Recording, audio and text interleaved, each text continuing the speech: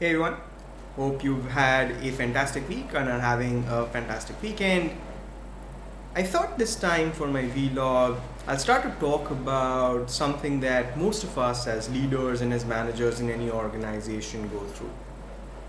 It's this fundamental question on how do I really drive performance within my team? How do I make them believe that they can achieve a goal, and how do I take them across that finish line? Over time I've dealt with this, I continue to deal with this even today, and I find myself almost become a little complaining in that sense. I blame it on my team to say, well, my team doesn't really have the passion to do this job. I blame it more so on Gen Next to say that, well, Gen Next, it's because of their upbringing, their education, social media. They don't know what passion is. I'm sure some of you do that as well. But two things happened with me over the last couple of weeks, and I thought I'll use them to drive across a point that at least I learned. The first was with my son. So as you all know, he's 3 and he loves Peppa Pig. And so we were out for lunch one day, and he sees Peppa Pig's toy in a window and immediately says, I want it. From the time that he gets it, he misses his lunch, he misses his dinner, he doesn't want to play with any other toy, doesn't want to go out, even misses story time with me, which can be pretty exciting. So why is that? So I asked him, why are you doing this? There's so much more to explore. Why do you want to remain constrained with doing just one thing? And his reply to me is, well, I love Peppa Pig. If I had it my way, I would do nothing else but play just with Peppa Pig. And he tells me, you won't understand, as kids would usually do. But let's reflect on that a little bit. What does that really mean? It means that passion, desire, the liking for something is not a learned behavior. It's something that we're inherently born with as humans. I haven't gone around and told my son to become passionate about something that he really wants to do at 3 years of age. But yet, he has that in him. Somehow our complaint that our people don't have the passion to do something falls flat there, right? I think our job as leaders and our job as managers is to make sure that we discover what that passion is. I'll push the envelope a little bit more. So, the last couple of weeks have been NFL weeks for me. I'm a big follower of American football. I've been a supporter of the Patriots team for the last 11 years. Go Patriots. And what I fundamentally like about the game is how this intricately complicated game with multiple roles of multiple individuals executes itself in the form of a symphony. And over the years, I've read a lot of books by NFL coaches, by the greatest players, and all of them essentially talk about how they took their team to the Super Bowl and won that pot at the end of the rainbow. When you really start thinking about what this team does, is everyone in the team essentially commits to winning the Super Bowl at the end of the year, right? That's the entire goal. So everybody, including the players, the coaches, the staff, their singular goal is let's win the Super Bowl this year, right? So that's really the aspiration that every NFL organization is essentially setting up for itself at the start of the very year. And I think for all of us as managers and leaders, that's the vision statement. That's the pot of gold at the end of the rainbow that we need to make sure that our employees know. And I think most of us have that. All of our organizations have that vision statement laid out in front of us. But I think here's where this starts to take a little bit of a departure between a successful NFL team and our own individual teams. We say that, all right, we know what your passion are. We know that this is the aspirational goal. We've got to win the Super Bowl. But do they talk about winning the Super Bowl before every game? Do they talk about winning the Super Bowl at halftime during a game or in ahead of every play? No, they don't do that. Let's peel that a little further. What is it that individual players are measured on?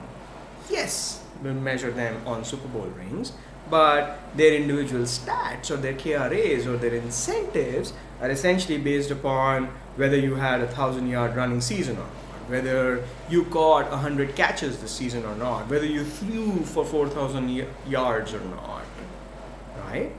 Whether you had 12 sacks in the year or not. And yet, every individual is not playing for that KRA.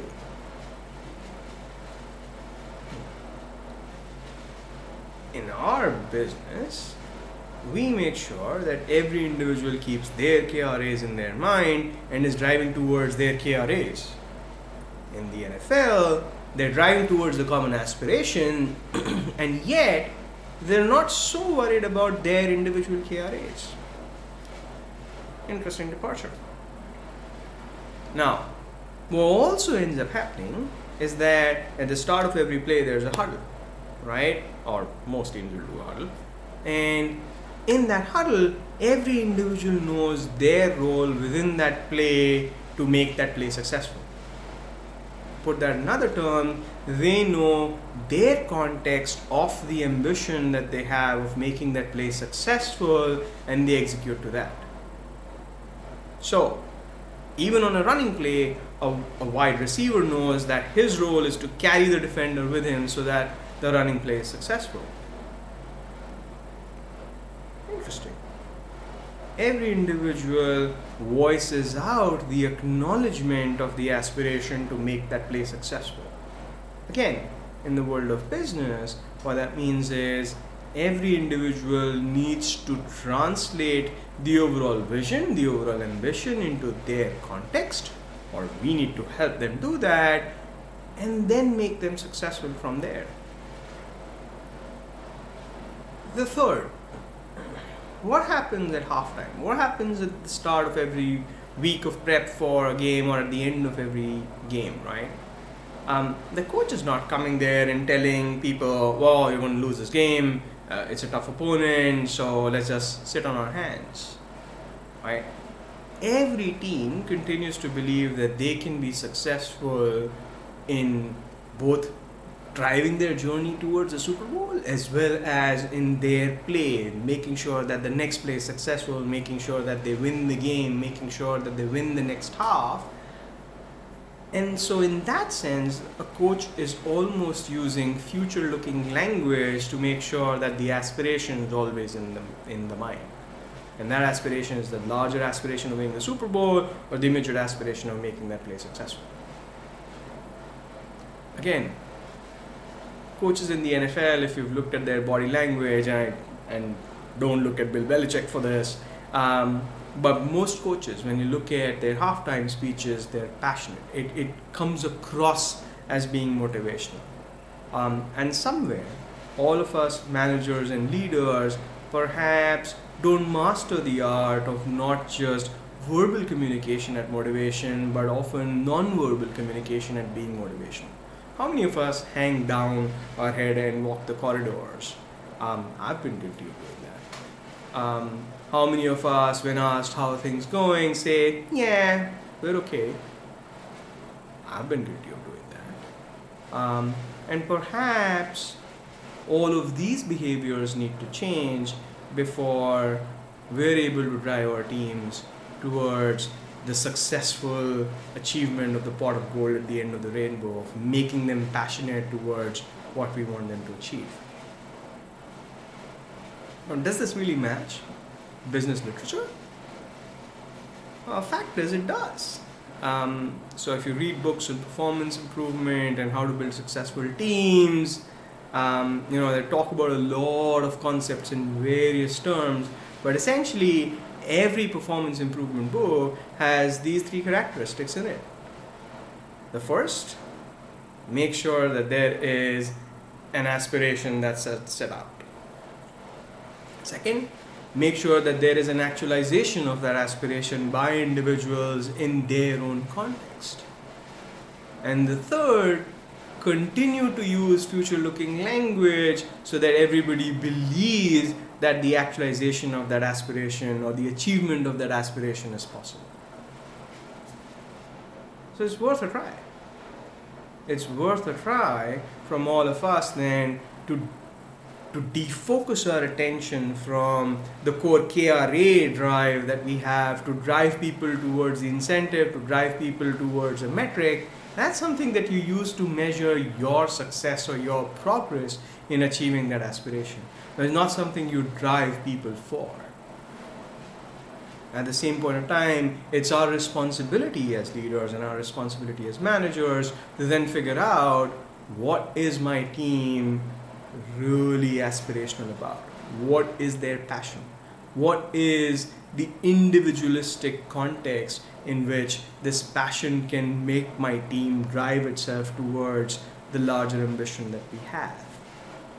And then master the art of non-verbal and verbal communication to make sure that your team continues to believe that the achievement of that aspiration is possible. So, cheers guys. I hope all of you have an aspirational week in your context. Again, I appreciate all of the comments that you've sent me. Keep learning, keep engaging, and I'll see you next week. Cheers.